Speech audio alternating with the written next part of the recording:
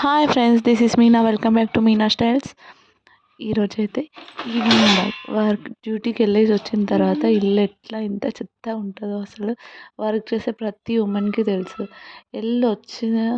వచ్చి రిలాక్స్ అవుదామని ఉంటుంది ఆడుకొని వచ్చినప్పుడు.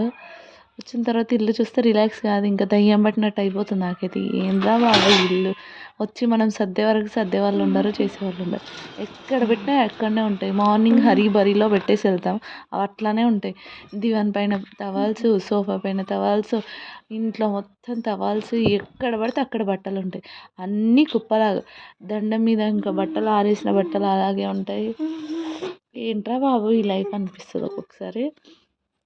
ఇంకా అన్నీ తీసి ఒక దగ్గర వేసి పనంతా అయిన తర్వాత మెల్లగా మడతేస్తే ఫోన్లో ఏమైనా సాంగ్స్ పెట్టుకొని, ఇంకా అవి ఈజీగా అసలు మడతేయాలంటే అస్సలు అవ్వదు. ఫోన్లో సాంగ్స్ పెట్టుకొని కానీ, లేదంటే మా అమ్మతో కానీ ఎవరితో అయినా ఫోన్లో సోదేస్తూ మాట్లాడుతాను.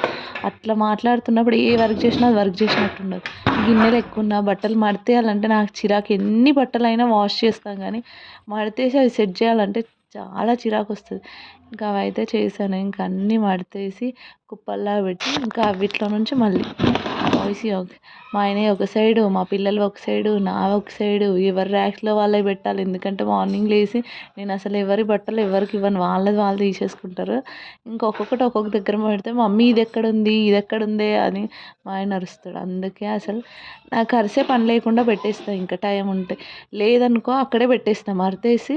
మడతేయకుండా కుప్పలాగా ఉంచేస్తా. కానీ మడతేసిన తర్వాత ఇక్కడ ఒకటి అక్కడ ఒకటి పెట్టాను, అక్కడ సెట్ చేసేసి అమ్మ. ఇంకా ర్యాక్స్లో అయితే టవల్స్, చిన్న చిన్న నాప్కిన్స్ అవన్నీ, ఇంకా ఈ టవల్స్ అన్నీ ఇట్లానే ఉంటాయి.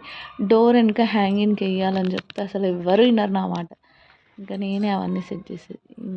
స్వెటర్స్, ఈ వింటర్ వస్తే స్వెటర్స్, ఇంకా స్వెటర్స్ గోల అయితే తలకాయ నొప్పి. పిల్లలు స్వెటర్స్ వేసుకోరు, మా ఆయన స్వెటర్స్ వేయమని గోల.